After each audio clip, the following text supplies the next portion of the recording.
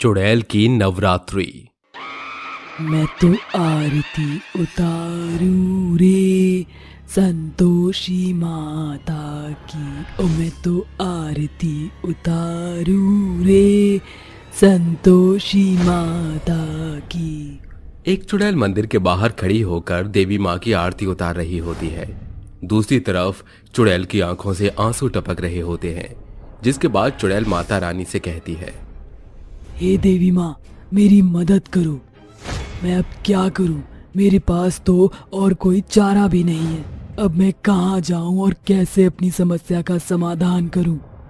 तभी अचानक से चुड़ैल के सामने देवी माँ प्रकट होती हैं, जो चुड़ैल की भक्ति देखकर उससे कहती हैं, मैं तुम्हारी भक्ति देखकर बहुत प्रसन्न हुई हूँ। इतना तो कोई जीते जी मेरे लिए नहीं करता जितना तुमने मरने के बाद किया है, और मैं ये भी जानती हूँ कि तुम मर चुकी हो। माँ, मैं धन्य हो गई तुम्हें देखकर। आज मेरी जिंदगी सफल हो गई है।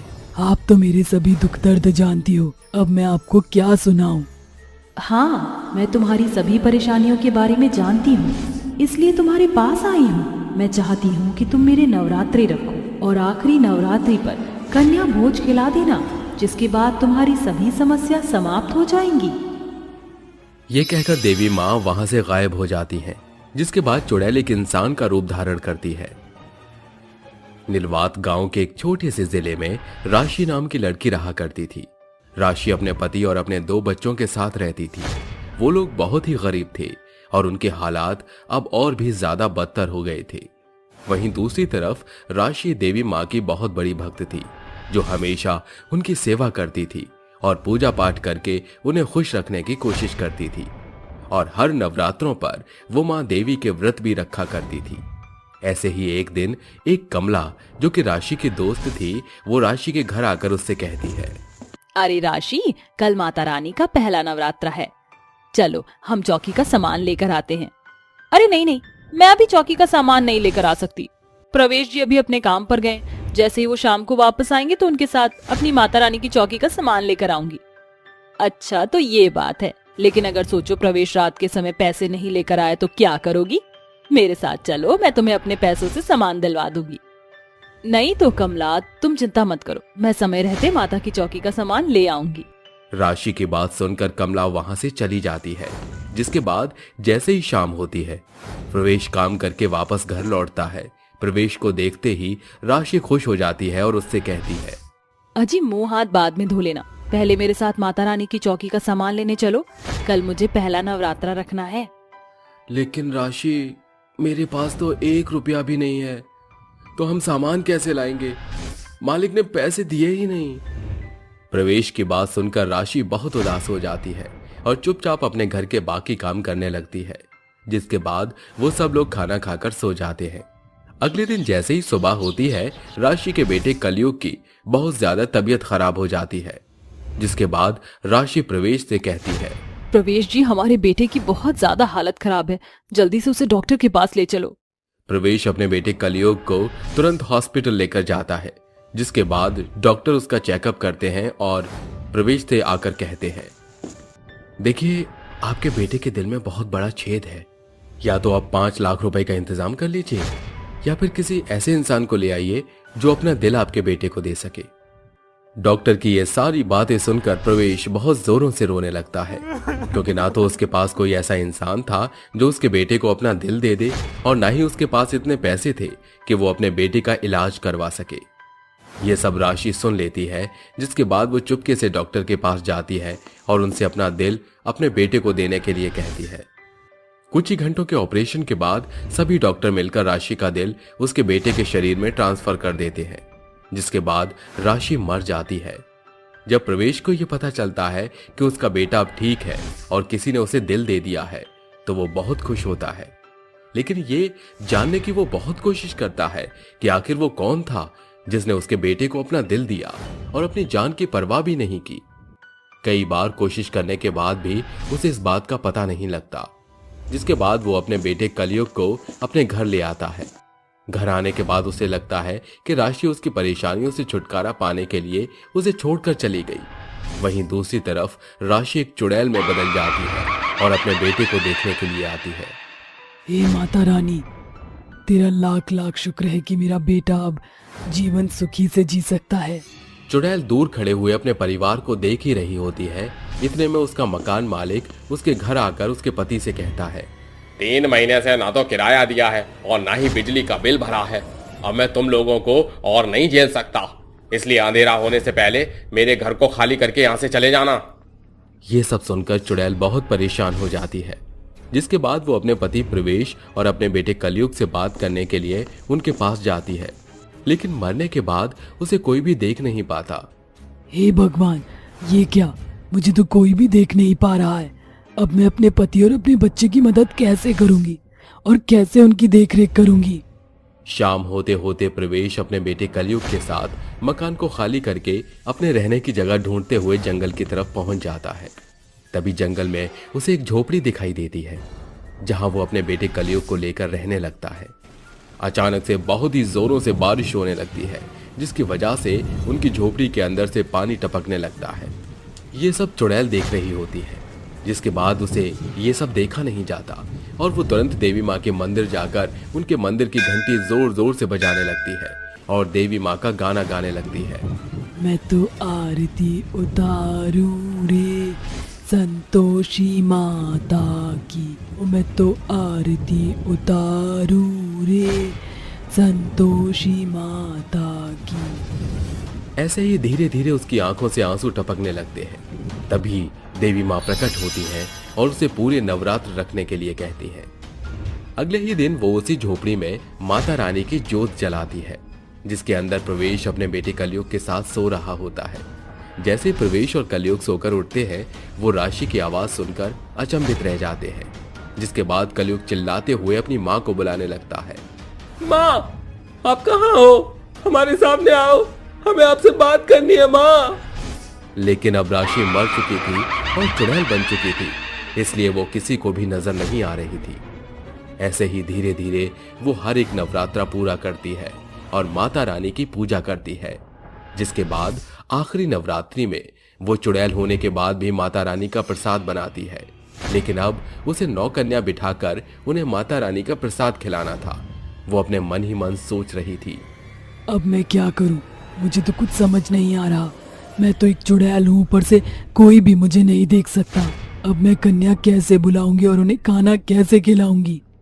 तभी अचानक से उसकी झोपड़ी के दरवाजे से एक अनोखी रोशनी निकलती है। तभी दरवाजे से 9 छोटी छोटी देवी माँ की तरह दिखने वाली कन्या दरवाजे से घर के अंदर आने लगती हैं, जो चुड़ैल को देख सकती थी।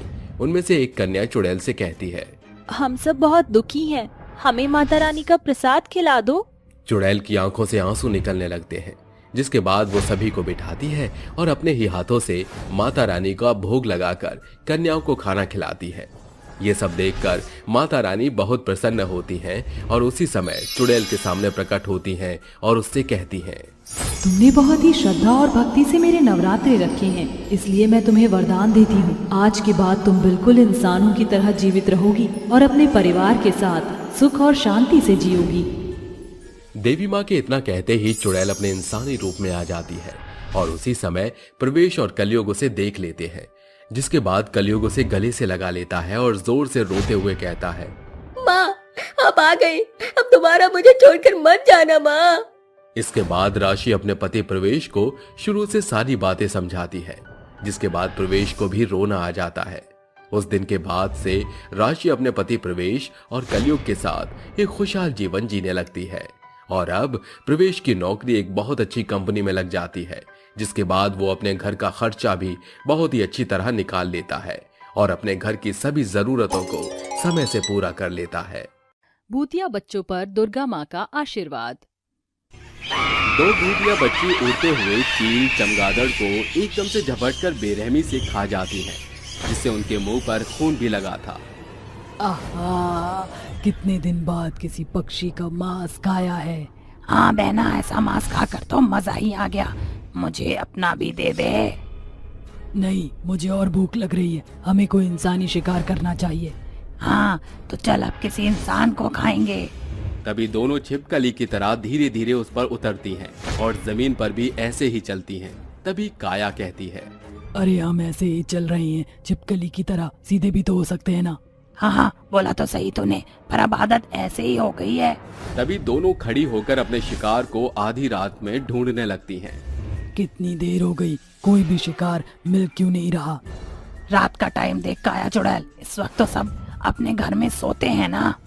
हाँ बिल्कुल। अरे वो देख, एक आदमी चौकीदारी कर रहा है, इसे ही उठा लेते हैं। तभी दोनों चुड़ैल बच्चियां चौकीदार के पास जाती हैं और अपनी एक उंगली घुमाते ही उस चौकीदारी कर रहे इंसान को बेहोश कर देती हैं। तभी दोनों उसकी टांग पकड़कर जंगल में घसीट कर ले जाती हैं और चीर फाड़ करके खाने लगती हैं। उस चौकीदार के शरीर के एक एक हिस्से को नोच कर खा जाती हैं और कहती हैं, इन इंसान का खून तो बहुत मीठा है, तो दिल कितना मीठा होगा। उसके मीठे दिल को मैं खाऊंगी, सिर्फ मैं। अरे तू क्यों खाएगी, मैं भी तो हूँ ना। चल छोड़, लड़ते नहीं है, कल भी तो हम शिकार करेंगे। इस तरह वो भूतिया बच्चियां चौकीदार की बोटी बोटी खा जाती हैं, सिर्फ उसकी हड्डियों को छोड़ देती हैं और जाकर उसी पेड़ पर सो जाती हैं। अगले दिन वो कहती है, अरे काया, कब तक हम इस पेड़ पर लटकी रहेंगी? मुझे अपने शिकार को ढूंढना है और मैं बोर हो गई हूँ यहाँ। अरे तू चिंता मत कर छाया, आज हम रूप बदल कर अपने शिकार को ढूंढेंगे और मजे भी करेंगे। चल ठीक है। दोनों भूतिया बच्ची रूप बदलकर बाजार की ओर बढ़ती हैं, जहां हर तरफ नवरात्रि की धूम मची थी। कहीं दुर्गा माता का पंडाल लगा था तो उसी पंडाल के आगे कुछ लोग डांडिया खेल रहे थे, तो कोई दुर्गा माँ की प्रतिमा के सामने उनकी पूजा कर रहा था। अम्बे तू है जगदम्बे काली, जय दुर्गे खप्पर वाली, तेरे ही गुण गाएं भारती ओ मैया, हम सब उतारे तेरी आरती, नहीं मांगते धन और दौलत, ना चांदी ना सोना मैया, ना चांदी ना सोना, हम तो मांगे माँ तेरे मन में एक छोटा सा कोना, दुर्गे मैया की जय। तुझे पता है इतनी धूम मची क्यों है? अरे हाँ, ये तो हमारा सबसे पसंदीदा त्योहार है, हमारी दुर्गा मैया का। छाया, इस उल्लास को देखकर अब की बार मेरा भी कुछ मन कर रहा है। हाँ बोला। तुझे पता है ना, हम लोगों को कितने बेरहमी से मारकर मांस को खा जाते हैं। आज से नवरात्रि शुरू है, मैं चाहती हूँ कि हम कुछ भी इतने दिन तक मांसाहारी ना खाएं। पर फिर हम भूखे रह गए तो? चल ठीक है, मुझे मंजूर है। हम 9 दिन तक देवी मैया के लिए व्रत के तौर पर कुछ भी ऐसा नहीं खाएंगे, ना ही कोई पाप करेंगे। काया, ये सुनकर मुझे बहुत खुशी हुई। अब मेरे अंदर एक उल्लास भर गया नवरात्रि की रौनक देखकर। वो तो शुक्र है हमने आज कुछ नहीं खाया, आज से हमारा तप शुरू हो गया। भले ही हम भूतिया हों, पर दुर्गा माँ के भक्त तो अभी भी हैं। हाँ बिल्कुल। दोनों चुड़ैलें स्नान कर अच्छे से घाघरा चोली पहनकर डांडिया खेलने के लिए तैयार हो जाती हैं। अरे वाह छाया, तू कितनी सुंदर लग रही है। सुंदर तो तू भी लग रही मेरी बहन। अच्छा, अगर हमने यहाँ डांडिया किया तो कोई हमें देखेगा तो नहीं? अरे नहीं, भला कोई हमें कैसे देख सकता है, हम तो चुड़ैल है ना। अरे हाँ, तो बोलो नौ दुर्गे मैया की जय। नौ दुर्गे मैया की जय। तभी दोनों डांडिया लेकर आपस में नाचने लगती हैं।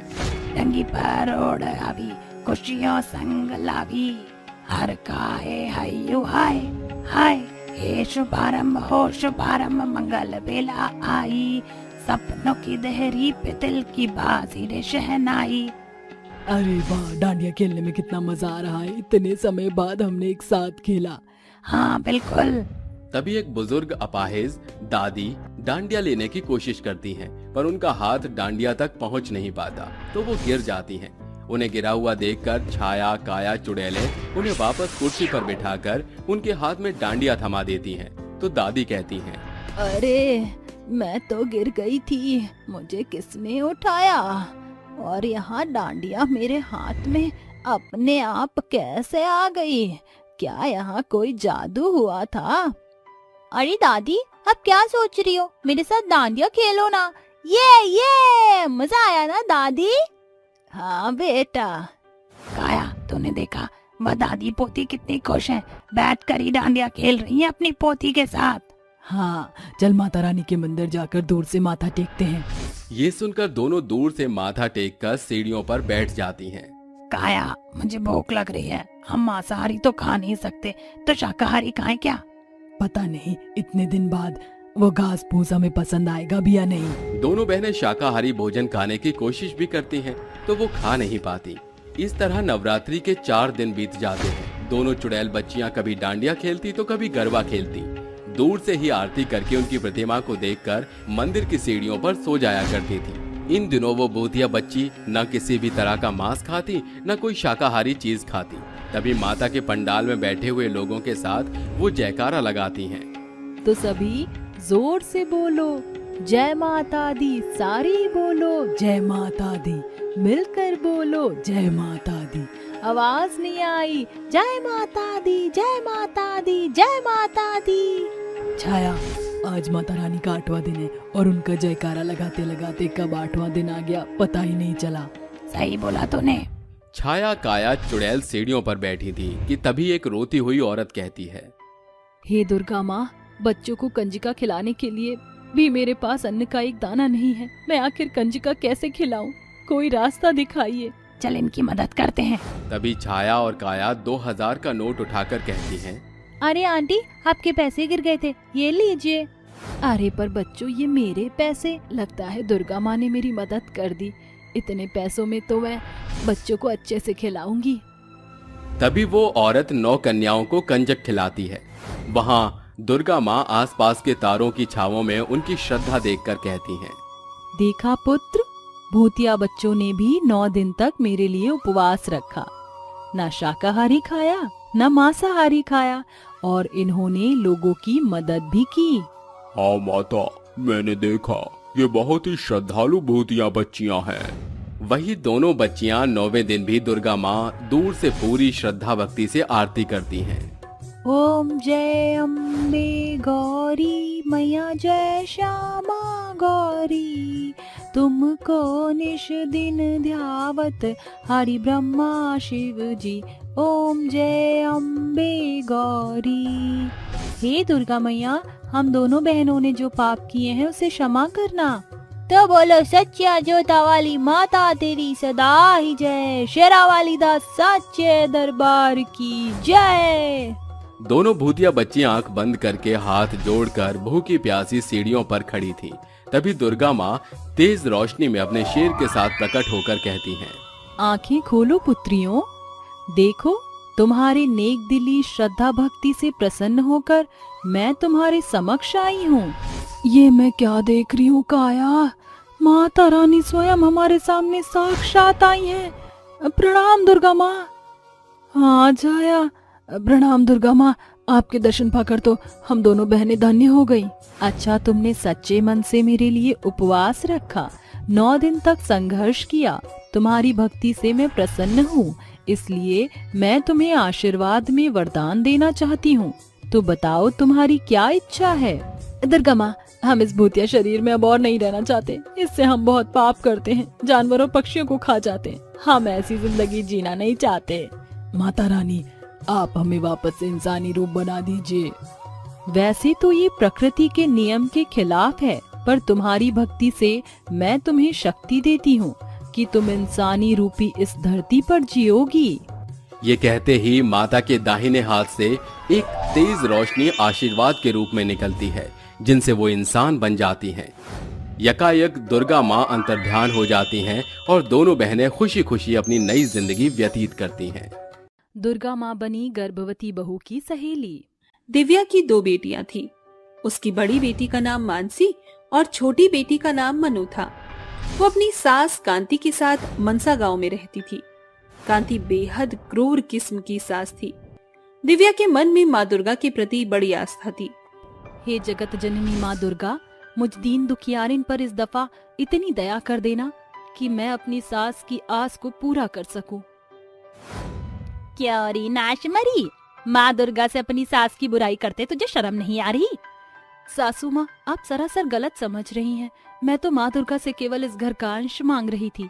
अरे अपनी इस माखन मिश्री की मिथ्यापूर्ण बातों से तू मुझे नहीं चल सकती, और ये बात तो तू गांठ बांध ले। अगर तीसरी बार भी मुझ सास की आस पूरी ना हुई तो तेरा चौथा निश्चित तौर से होगा।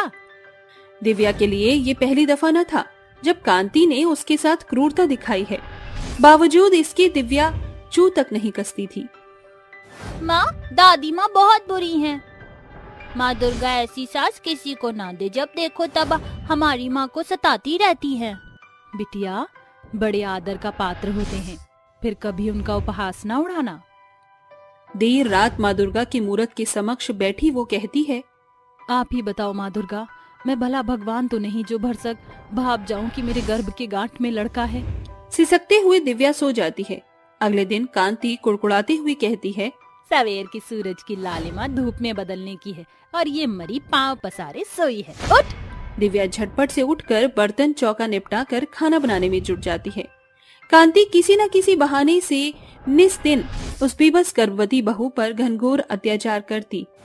एक सांझ, अरे ओ आलसन, ये पैसे पकड़ और बाजार जाकर मेरे लिए पकौड़े लेकर आ। बहुत दिन से मैंने प्रीतम प्यारे के पकौड़े का चटकारा नहीं लगाया। माँ जी, मेरे पेट में आज बड़ी पीड़ा है।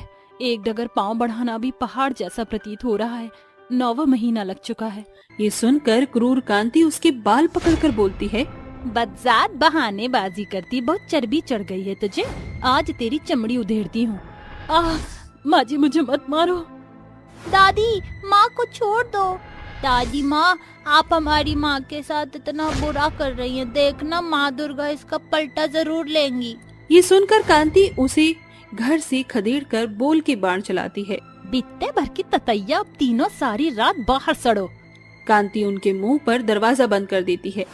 गर्भवती बहू अपने दोनों बेटियों के हाथों को थामे आगे की ओर अग्रसर होती है, जहां थक मात कर वो शमी के घने वृक्ष के नीचे बैठ जाती है, जिस पर माँ दुर्गा का बसेरा था। माँ, कुछ खाने को दो ना, भूख लगी है। आपके भीतर मुन्ना भी तो भूखा होगा ना। हे जगत जननी माँ दुर्गा, मुझ गर्भवती बहू का और कितना दुख भोगना शेष है। इससे बड़ी यातना और क्या होगी कि मेरी दोनों बच्चियां भूख से बिलबिला रही हैं। बावजूद इसके मैं उन्हें खाने का एक कौर भी नहीं दे सकती। दिव्या का दुखड़ा देखकर पेड़ पर एक तजो में चमक प्रकाशमान होकर दुर्गा माँ दिव्या के सामने आकर खड़ी हो जाती हैं। उनका दैविक रूप देखकर भी दिव्या कुछ समझ नहीं पाती। अरे बहन, तुम कौन हो? क्या तुम्हारा बसेरा इस पेड़ में है? मैं वो हूँ जिसे तुमने अपने चितवन में रख छोड़ा है, अर्थात मैं माँ दुर्गे हूँ। ये जानकर दिव्या उमंग से उमड़ पड़ती है और हाथ जोड़कर माँ दुर्गे को नतमस्तक करती है। क्या तुम सचमुच माँ दुर्गा हो या फिर ये मेरी आंखों का भ्रम या महज एक मिथ्या है? दिव्या, तुम्हारा भला आचरण मेरे चितवन में बस गया है। क्या तुम मेरी सखी बनोगी? माँ दुर्गा, इससे बड़ा सौभाग्य मेरे लिए और क्या होगा कि स्वयं माँ दुर्गा मुझ दुखियारिन की सखी ठहरेंगी। दिव्या माँ दुर्गा से संपूर्ण बात साझा करती है। मेरी सास ने मुझे घर से निकाल दिया है। हम माँ बेटियां बेघर हो चुके हैं। न रहने का ठिकाना है, न खाने को भोजन। दिव्या, अब ये चिंता छोड़ दो। तुम मेरी सखी हो, इसलिए तुम्हारा दुख माँ दुर्गा का दुख है। दुर्गा माँ अंतर्ध्यान होती हैं, जिसके साथ एक सुनहरा शेर रथ उनके समक्ष आ खड़ा होता है, जिसके दोनों ओर जीवती शेर बंधे थे। शेरा को देख स्तब्ध ना हो। शेरा केवल लोभियों को ही लहूलुहान करता है। चलो मेरे साथ। दिव्या अपनी दोनों बेटियों के लिए माँ दुर्गा के समक्ष शेर रथ पर सवार बैठ जाती है। शेरा, शीघ्र मेरे शयनयान का रुख करो। दुर्गा माँ की आज्ञा पाकर शेर धरती के छोर से मेघों के बीच होते हुए माँ दुर्गा को सुनहरे द्वार के भीतर पहुँचा देता है। देखो दिव्या, यही है दुर्गा का देश और ये मेरा बसेरा।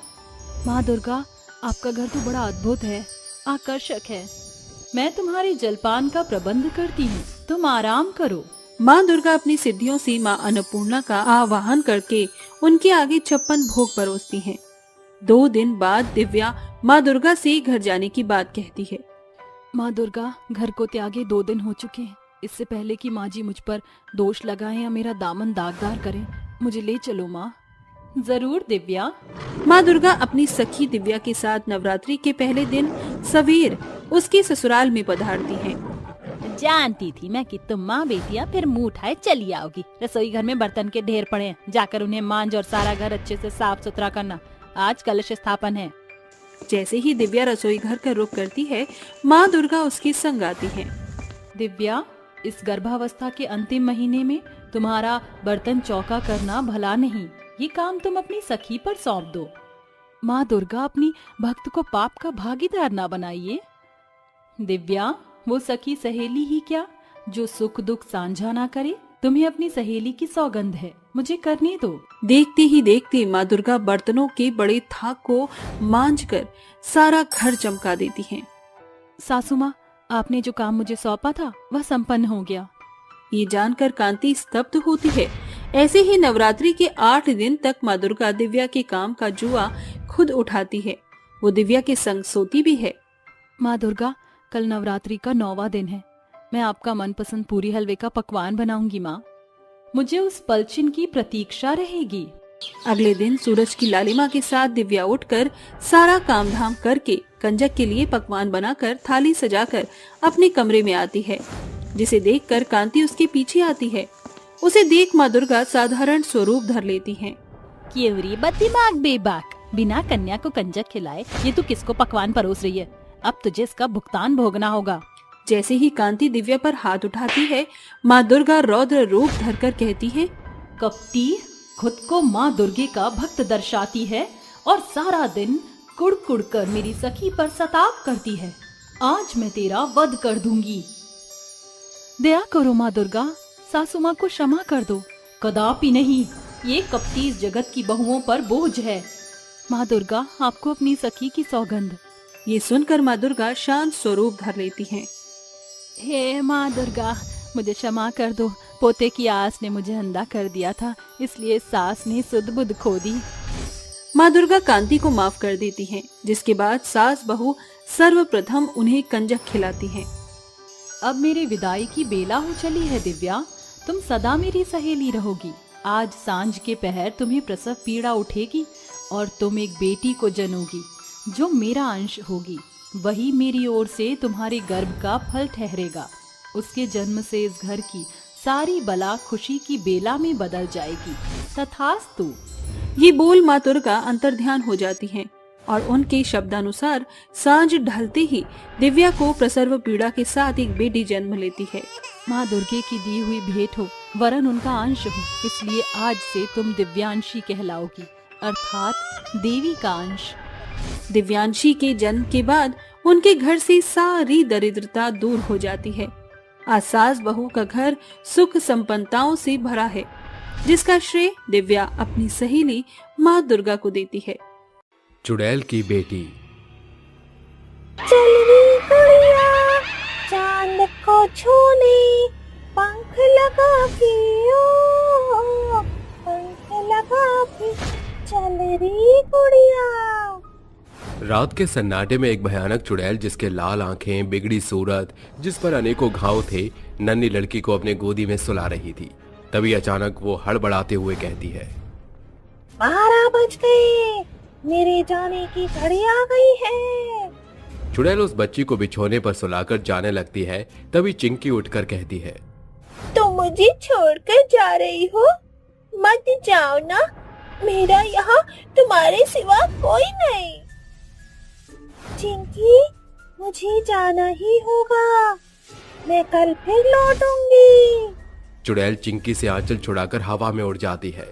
तभी गांव में रहने वाला महेंद्र साइकिल पर सवार होकर गांव की सीमा में घुसते हुए कहता है, चला जाता हूँ किसी की धुन में, धड़कते दिल के तराने लिए।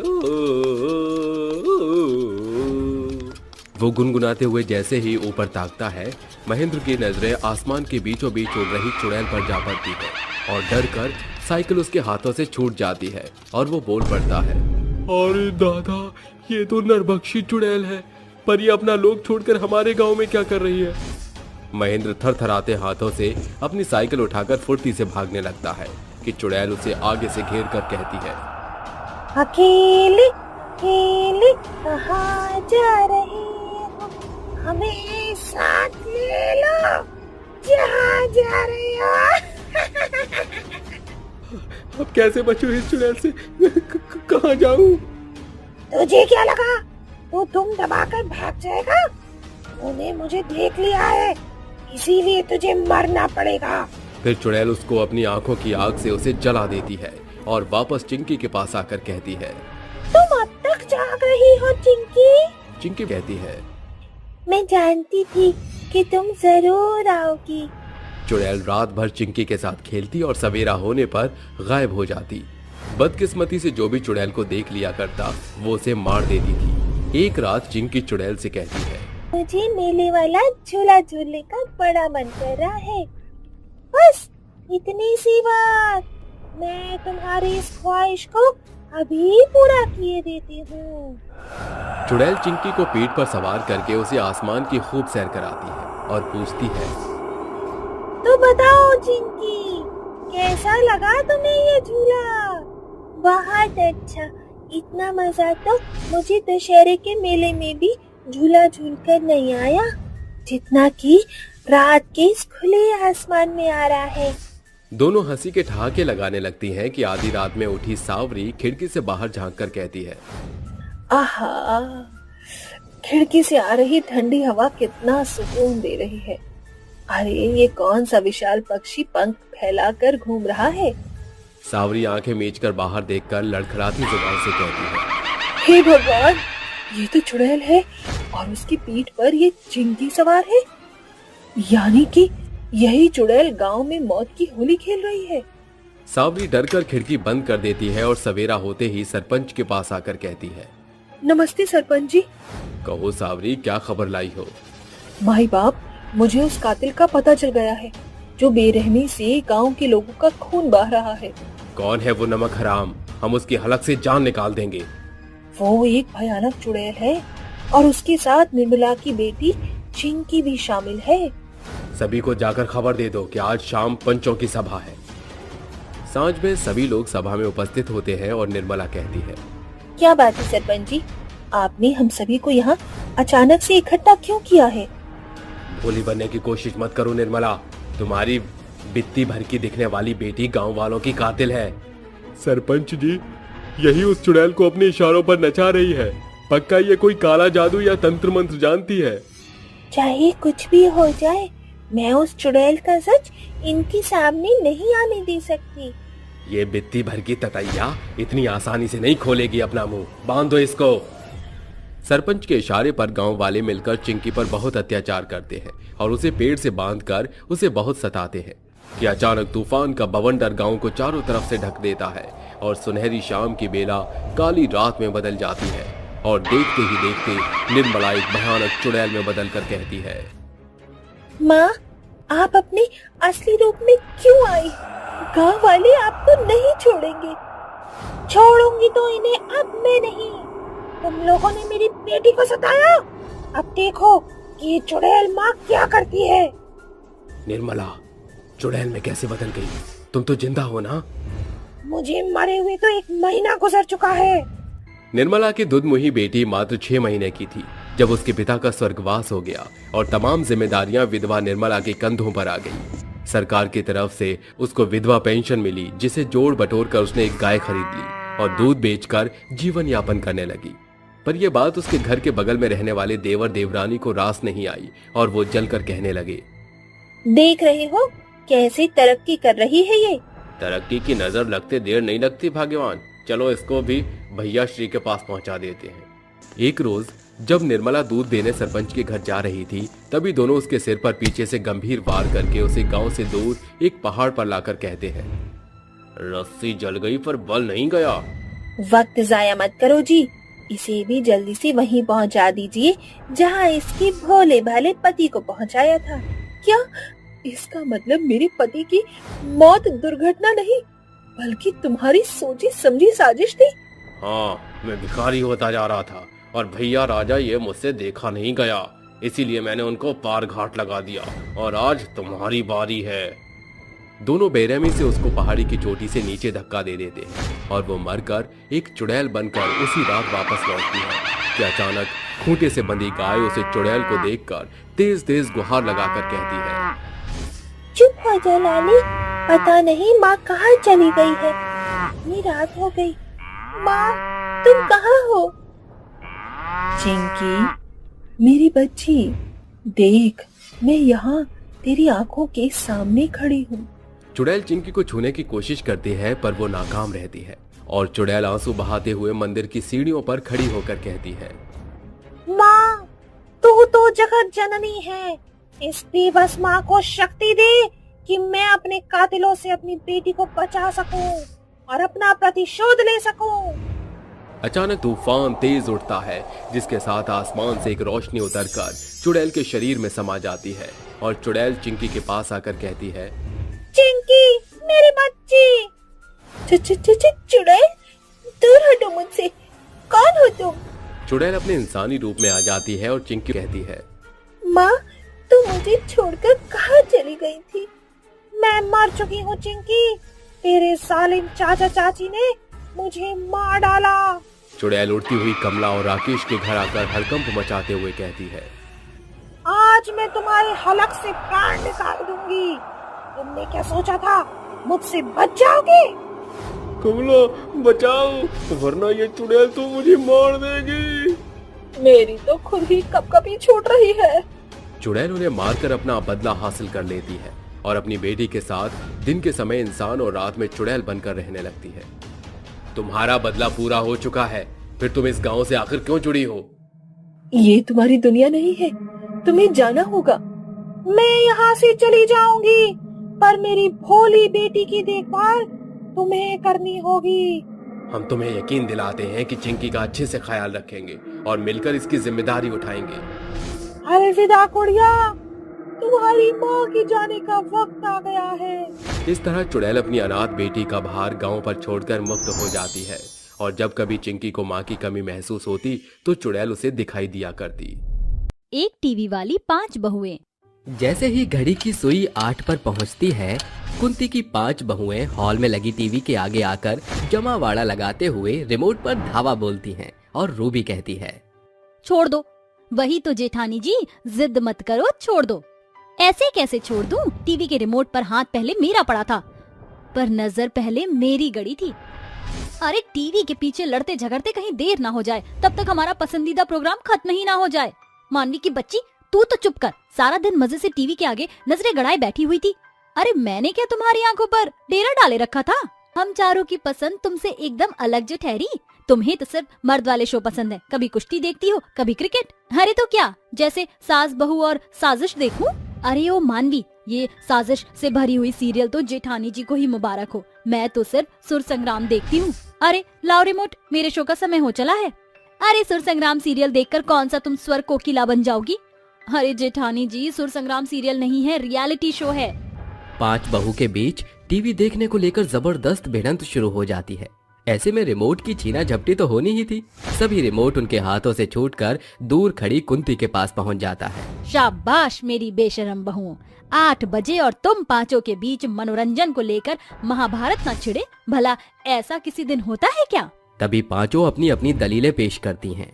देखो ना सासू माँ, मैं इस घर की बड़ी हूँ, इसके बावजूद भी ये चारों एक टीवी के पीछे कैसे मुझसे लड़ झगड़ रही हैं। वाह जी वाह जेठानी जी, तो एकदम सास बहू की सीरियल वाली साजिश रच रही हैं, क्योंकि जेठानी ही एक दिन मेरे सुर संग्राम शो के लिए आप अपने सीरियल का त्याग नहीं कर सकते। अरे मेरी समझदार सासू माँ की बेवकूफ बहुओं, क्यों बेवजह लड़ने झगड़ने में वक्त बर्बाद कर रही हो? साफ तौर से समाचार लगा लो, देश भर की खबरें आ रही होंगी। निशा भी ना जब मुंह खोलेगी उल्टा ही बोलेगी। अरे एक टीवी के पीछे हम 5 बहुओं के बीच घर में क्या कम माहौल बिगड़ा हुआ है जो तुम इसमें देश भर की चिंता और शुमार करना चाह रही हो? टीवी के पीछे 5 बहुओं के बीच हो रही तू मैं देख कुंती बौखलाकर जोर से चीखती है, बस बंद करो पांचों की पांचों अपनी बकैतियां। एक टीवी के पीछे 5 कुत्ते बिल्लियों की तरह झगड़ रही हो। बिना चू चपड़ किए शांति के साथ बैठकर एक सीरियल संगीत नहीं सुन सकती? कुंती का भड़का हुआ स्वरूप देखकर योगिता जोरदार तालियां बरसाते हुए कहती है, वाह माँ जी, गजब, आपने तो मजा ही दिला दिया। आपकी आवाज सुनकर शोले का गब्बर याद आ गया। शोले से याद आया, आज जी सिनेमा चैनल पर 9 बजे शोले फिल्म आने वाली है। सास बहू साथ बैठकर देखेंगे। वाह, नहीं नहीं, क्या बात है। सास की एक बात भेजे में भले ना घुसे, मगर टीवी पर आने वाला हर एक शो संगीत के बोल का बखूबी अता पता है तुझे। ये सुनकर चारों मंद मंद मुस्कुराने लगती हैं। ये बात सिर्फ योगिता बहू पर ही नहीं, बची हुई तुम चारों पर भी लागू होती है। जाओ जाकर पांचों खाना परोसो। कभी ये जी में नहीं आता कि पांचों साथ मिलकर संजीव कुमार की रसोई से कुछ नया खान पान सीख लें। रसोई घर में आते ही टीवी के पीछे फिर से लड़ने लगती हैं। सारे फसाद की जड़ तुम चारों हो। काश कि मैं इस घर की इकलौती बहू होती, तुम मजे मारकर आराम से टीवी देख सकती। मेरा सुर संग्राम शो खत्म हो गया। अरे ओ ध्वनि, ज्यादा सुर संग्राम किया ना तो रसोई कहीं कुश्ती के मैदान में ना बदल जाए। आवाज सुनकर एक बार फिर कुंती वहाँ आकर कहती है, एक पल के लिए भी तुम पांचों लुगाई के बीच खटर पटर बंद नहीं हो सकती। ऊपर वाले को भी इन पांचों पनौतियों को मेरे पल्ले ही मढ़ना था। ऐसे ही एक दिन बीत जाता है। अगली सुबह ध्वनि जल्दी टीवी के आगे पसर कर संगीत सुन रही थी। तभी मानवी रिमोट उठाकर चैनल चेंज कर देती है। अरे ओ मेरी सास की बड़ो बहू, टीवी का चैनल किससे पूछकर चेंज किया? 10 बज चुके, आज सोनी पर WWE शुरू होने वाला है, मगर अभी तो पूरे 5 मिनट बाकी हैं। अरे क्या पता शो पहले ही शुरू हो गया तो। दोनों के बीच ही बहस छिड़ जाती है। तभी कुंती देवी वहाँ आकर माथा पकड़ते हुए कहती हैं, लो जी, मनोरंजन के पीछे इनकी महाभारत सवेरे सवेरे ही शुरू हो गई। सासू माँ, मुझे रेसलिंग शो देखना है, ध्वनि से कहिए रिमोट मुझे दे दे, वरना क्या कर लोगी तुम? सीधे तौर से रिमोट मुझे सौंप दो, वरना सूद दी जाओगी। चुप करो दोनों, ये मेरा घर है, मार काट का मैदान नहीं जो खुले सांड की तरह लड़ रही हो। तभी बाकी तीनों भी वहाँ पधार जाती है और रूबी कहती है, अरे 10 बज गए, जल्दी से स्टार गोल्ड लगाना, संडे स्पेशल में हम साथ साथ हैं, फिल्म शुरू होने वाली है। तुम 3 बंदरियों की ही कमी बची थी। अरे इस रिमोट और टीवी की सर्वोपरि हकदार मैं हूँ। ऐसा क्यों? अरे कल रात रिमोट का सेल समाप्त हो गया था और पूरे 15 रुपए देकर मैंने 2 सेल खरीद कर लेकर आई हूँ, तो हुई ना रिमोट की असली हकदार। इसलिए आज सारा दिन समाचार चलेगा। अरे ऐसे कैसे? भूलो मत, डिश का रिचार्ज मेरे बैलेंस से होता है और वो सारे पैसे मेरे ही 5 पांडव के जेब से मांजे जाते हैं। क्यों बहू, अपनी सास को बेवकूफ समझा है? अब ये तय कर लो कि साथ बैठकर हम साथ साथ देखना है, समाचार देखना है, संगीत या फिर कुश्ती। माजी, हम पांचों को टीवी के पीछे लड़ते खुद भी अच्छा नहीं लगता है। बेहतर होगा कि आप हम पांचों के कमरे में अलग अलग टीवी लगवा दो। अरे मेरे बेटे कोई सरकारी मुलाजिम या टाटा बिरला नहीं जो पल भर में 5 टीवी आ जाएं। इस एक टीवी से ही चुपचाप काम चलाओ, वरना रिमोट ले जाकर बक्से में बंद कर दूंगी। फिर ना रहेगा बांस, ना बजेगी बांसुरी। मिसाल तो समझ ही गई होगी। रिमोट के बंद होने की बात सुनकर पांचों के बीच जैसे भरत मिलाप उभर आता है। पांचों साथ मिलकर टीवी देखने लगती हैं, मगर कुंती के जाते ही पांचों लड़ने झगड़ने लगती हैं। तुम पांचों फिर शुरू हो गई? अरे तंग आ गई हूँ मैं। जी तो करता है गंगा में जाकर बैठ जाओ। ये टीवी ना होकर जैसे तुम पांचों बहुओं के लिए लाइलाज टीवी की बीमारी बन गई है।